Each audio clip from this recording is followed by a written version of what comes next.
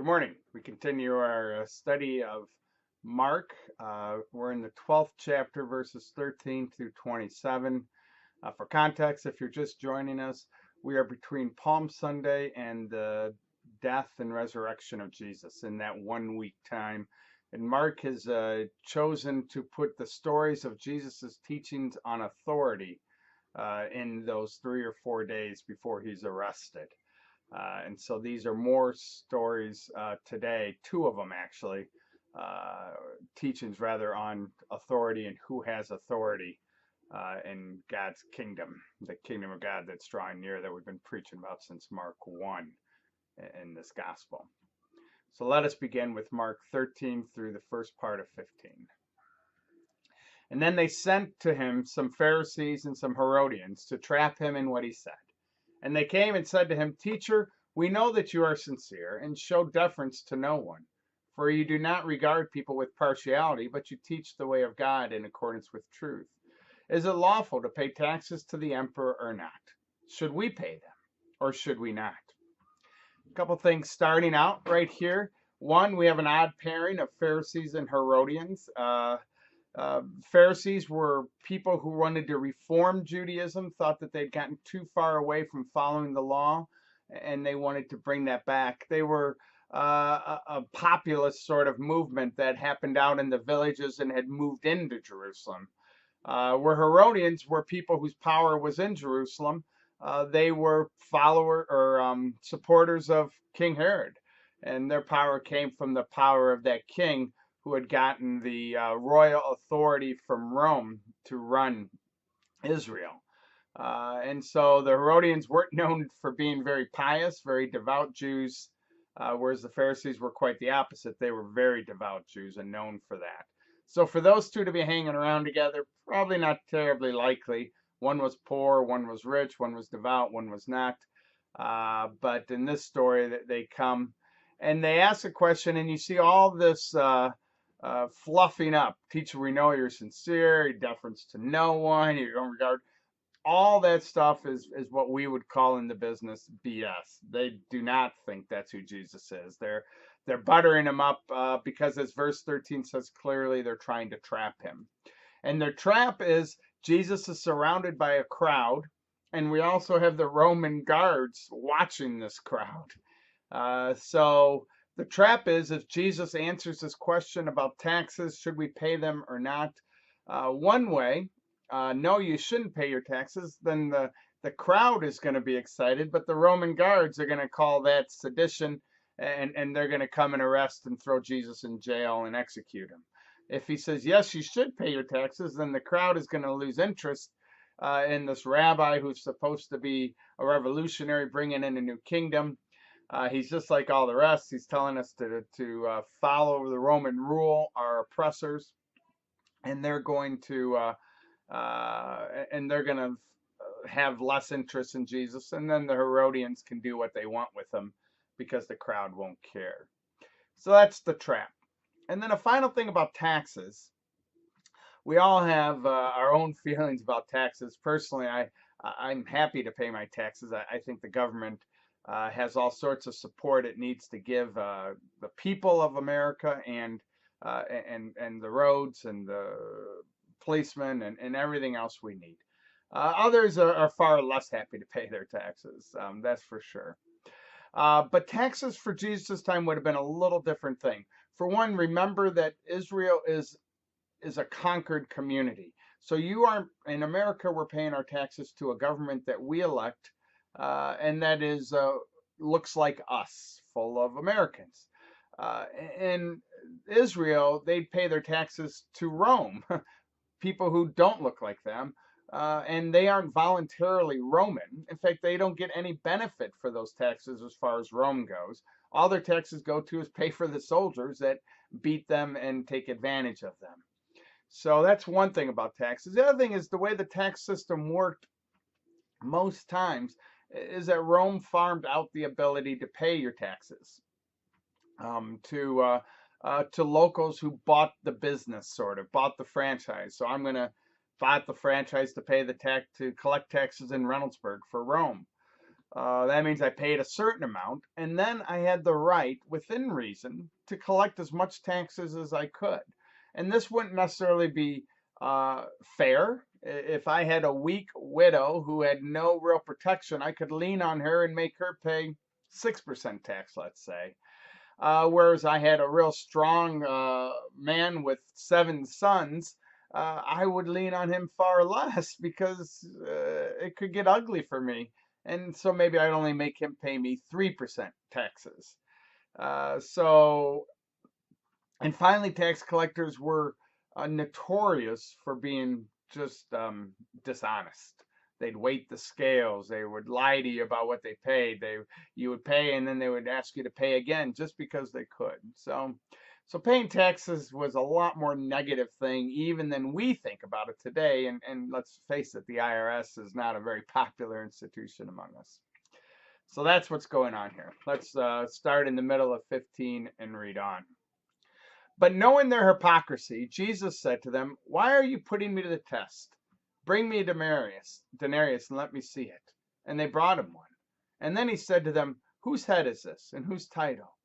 And they answered, "The emperor's." And Jesus said to them, "Well, give to the emperor the things that are the emperor's, and to God the things that are God's." And they were utterly amazed at him. So Jesus isn't falling for this trick. He knows it's a test. He asks them for a denarius, which is actually a little larger coinage. Most common peasants would have just had copper coin, and denarius is made out of silver. The Herodians, who are wealthy, they have denariuses. And because they're not pious Jews, they have denariuses in their pockets. It's doubtful that the Pharisees had denariuses in their pockets. One, because a good Jew shouldn't carry the Roman coinage. Because it contains a graven image on it, which breaks their law. It has a picture of a person, which breaks their law. And even worse, on denariuses, it would have either said Emperor Augustus. It had a picture of Emperor Augustus, and then it would have called him the Son of God. So not only do you not want graven images, you don't want any other gods, and Augustus is claiming to be a god on this coin. So just having that coin in your pocket was breaking the law and meant that you weren't sincere in your following of God. And because Jesus asked for the denarius from these Herodians and they had it, meant that they were kind of looked down by the population that was watching the crowds and already strike one against them. And then and then Jesus does this. He does this emperor, things of the emperors, and God, the things that are God's, and they were utterly amazed.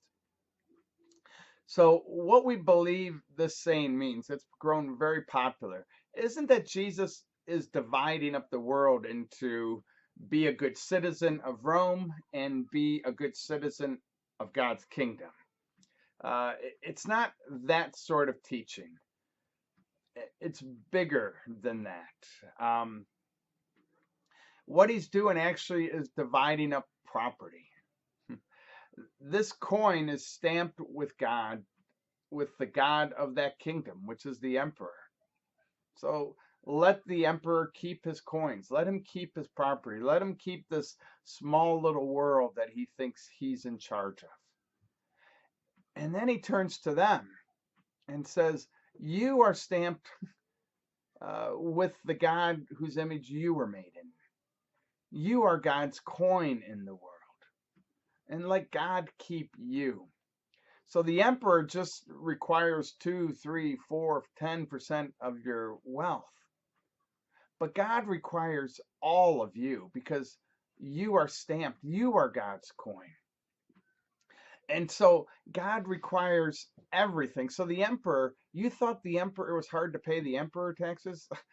God requires everything of you. And I would, so it's not keep this separate that's secular and keep this separate that's holy. It's really everything is holy. And the emperor is only fooling himself if he believes that he has any property at all. Because all of creation is God's work, and we are God's coin, stamped in God's image in that creation. And the second thing is he changes the word from pay taxes to give to the emperor and give to God. So it becomes more of an offering, right?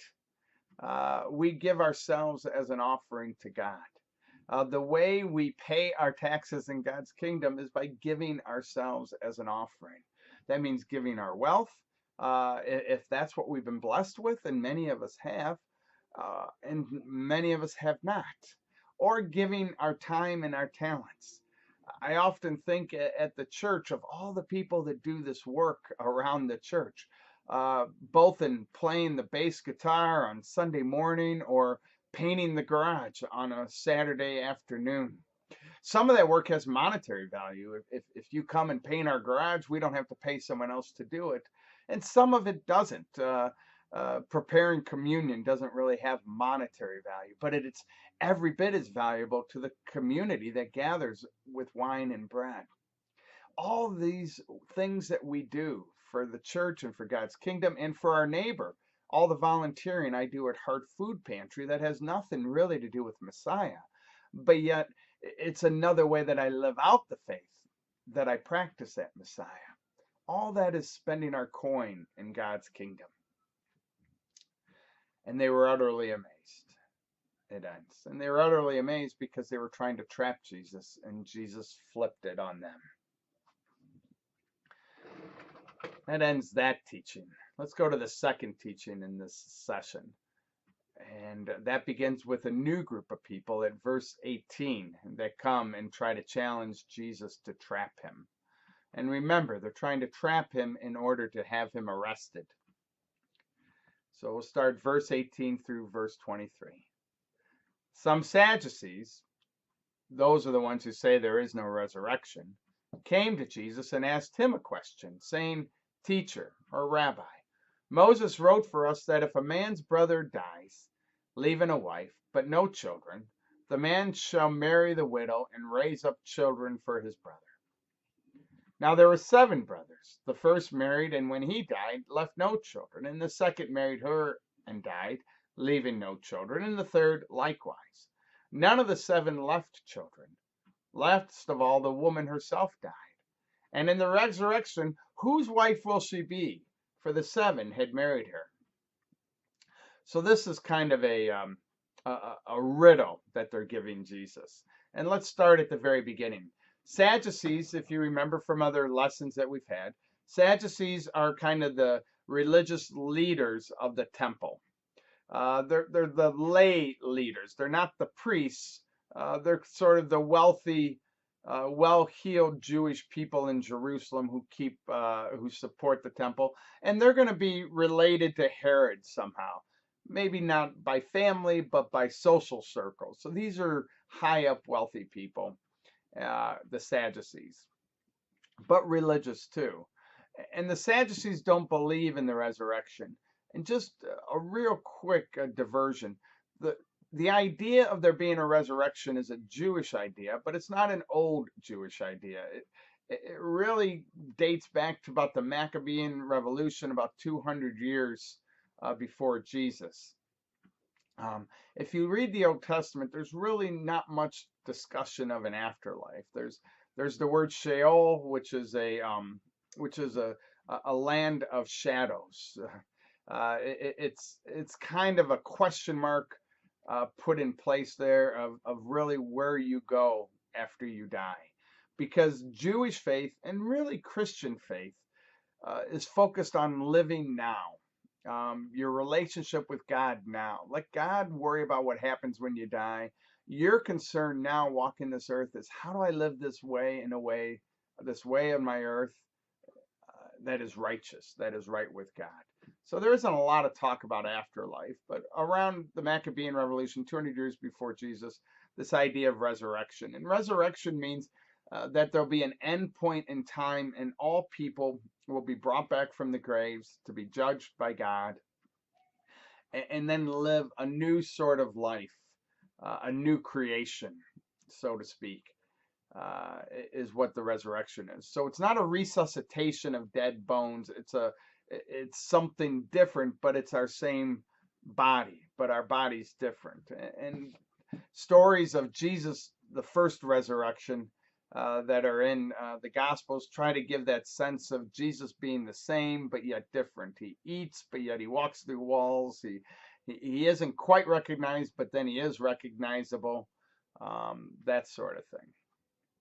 Okay, that's what that's all about. And then they quote a Leviticus law, which was kind of a social security net, which was a law that if you died and you had a brother and you left no sons, then your wife would be married to your brother. Your brother really had no choice in the matter. He would marry her, and that would be in order to protect your wife so that she would have some sort of ability, because there was no way for women to work, and so a widow either had to beg or become a prostitute. And so this law in Leviticus kept that from happening because she had no children to take care of her, and so the brother's wife would have to. You belong to the husband's family in this patriarchal society. So if your husband died, you wouldn't go back to your family. It would be up to your husband's family, who now own you, unfortunately, is the language they would use, and they would have to take care of you. And so this law about marrying to your brother's wife was part of Jewish custom, and it was a well-established law.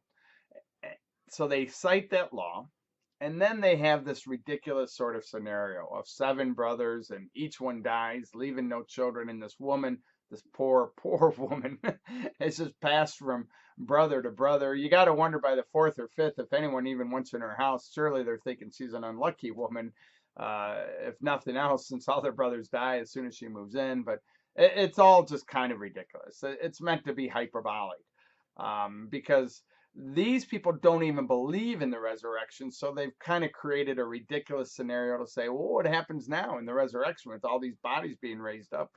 Who does this woman belong to? It does speak to a more real question that I have with people all the time. People that have very real scenarios of being married delightfully for 40 years and their wife dies at 60, and then they remarry for another 20 years at 65. And so two wonderful wives, and who do I belong to in the resurrection? I've heard this question, and some of you that are listening might have the same question with your scenario. So that's the question. And this is a trap for Jesus, because he's going to either deny the resurrection and make the population mad because the population embraced the resurrection, this idea of living again, or he's going to say something ridiculous about the resurrection, which will show that he's not a great teacher. So here's Jesus' response, verse 24. Jesus said to them, "Is not this the reason you are wrong? You know that neither the scriptures nor the power of God. For when they rise from the dead, they neither marry nor are given in marriage, but they are like angels in heaven. And as for the dead being raised, you have not read in the book of Moses in the story about the bush, how God said to them, I am the God of Abraham, the God of Isaac, and the God of Jacob. He is God not of the dead, but of the living. You are quite wrong." So Jesus' response is twofold. One, that when you're raised again in the resurrection, he said life is going to be different, is really all he's saying. He says we're going to be like angels in heaven. And what he means by that, scholars think, isn't that we're going to get wings and, and be God's messengers in the world, which is what angels are. But like angels means that our focus is going to be on serving God, that we're going to be in God's presence 24/7 a day like an angel. And so that means that our one priority in life, our singular priority, our only priority, is serving God, because if any of us could ever experience the majesty and awesomeness of God, nothing else would matter, including who we're married to, or what our job is, or what our needs are even. So the first sentence is, you just don't understand what the resurrection looks like. These questions that seem so important on our earth, they won't be that important in heaven, because God's going to be the center of our lives. Now that might not be a very satisfying answer for some of you listening, because you might have lost someone that you are really hoping to meet up with in heaven, in the resurrection. And let me say this, that Jesus is simply answering this question of the Sadducees. He's not answering all questions about what the resurrection looks like. And he says other things, like to the thief on the cross, that I'm going to meet you in paradise today. So whatever heaven looks like, it's beyond our imagination. And I encourage you not to be discouraged that Jesus might be saying you won't meet up with your wife in heaven. What he is offering, though, is that the focus of whatever heaven looks like, God's going to be at the center of it, and that will be enough for you. And Jesus says, believe me, that will be enough for you. And hold on to that hope, please. And the second thing he says is that our God is a God of all these dead people. God of Abraham, God of Isaac, God of Jacob. But all these dead people are living in the resurrection now, because our God isn't a God of the dead. We don't do ancestor worship in Judaism. We're about living. Remember where I started this? That Judaism never cared too much about the afterlife because they were focused on living. And Jesus says that's our focus now too. That our God has brought Abraham, Isaac, and Jacob back to life, and our God will bring you back to life, because our God is a God of the living. We would say our God is a God of death and resurrection. That nothing, not even death, Paul would say, would keep us away from God.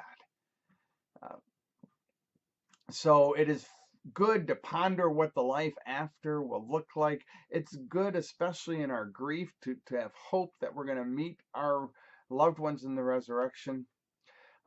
But the majority of our time should be focused on living. How we can live in a way that brings delight to God and God's kingdom, sharing our coinage, ourselves, our lives in the kingdom of God right now. Thank you. I will see you next week.